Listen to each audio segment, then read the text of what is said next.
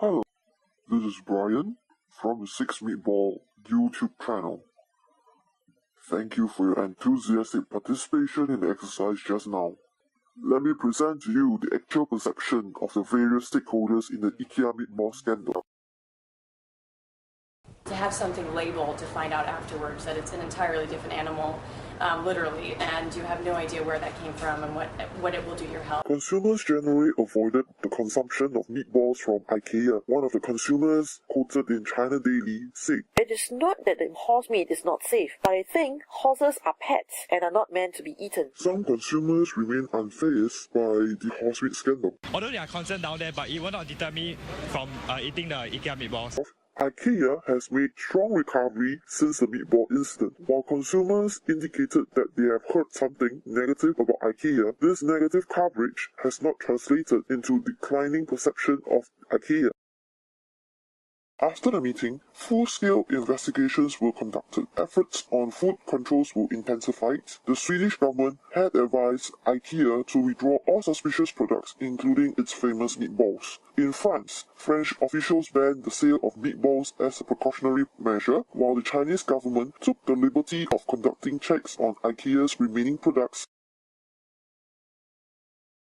Due to Ikea's unique company structure, there was no stock information for Ikea and its parent company Inca Holding. However, following the outbreak of horsemeat incident in January 2013, Bloomberg had an interview with Lars Peterson as Chief Executive Officer of Ikea, Italy, on 25th March 2013. Ikea continues its market expansion in Italy and plans to increase its market share in the Italian economy. It's continuing to partner with Marriott International to launch a chain of European budget hotel in 2014. Hence, from that piece of information, it's concluded that there's no impact on the growth of the company. Following the breaking news on the horse meat scandal, lobbyist groups calls for tighter food restrictions and controls. In Italy, consumer rights group Coda Cons called for checks on all meat products sold by Ikea in the country and suggested it might pursue legal actions. Main supplier Flanagan Duffguard released a press statement following the outbreak of the horsemeat incident. It remains unclear how horsemeat ended up in their meatballs, despite extensive testing of their products. The chief executive officer of Duffguard said he suspected the company has been tricked by a slaughterhouse who was trying to reduce costs by diluting their product with cheaper meat. Horse meat costs less than a quarter of the price of the beef. "We have been tricked. It's a criminal act that was behind this." However, the company declined to confirm the validity of the statement released by Mr. Duffguard during the interview.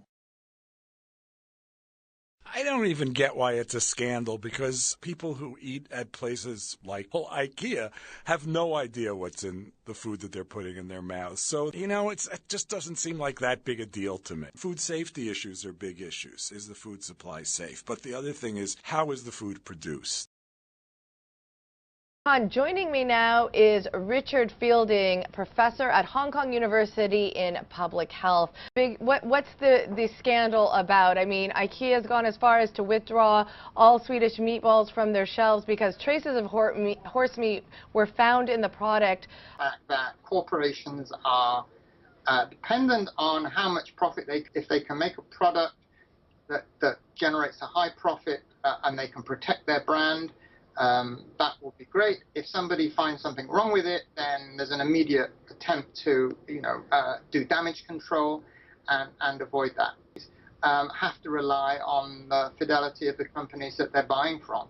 And those companies in turn subcontract, and at the end of the day, you really can't be sure what you're buying, I think, these days. As you can see, with social media, a global company like Ikea suddenly has a lot of stakeholders and stake seekers. Thus, issue tracking and monitoring becomes a pertinent issue for international PR practitioners. On the other hand, social media can be a double-edged sword. Lulu will brief you on that.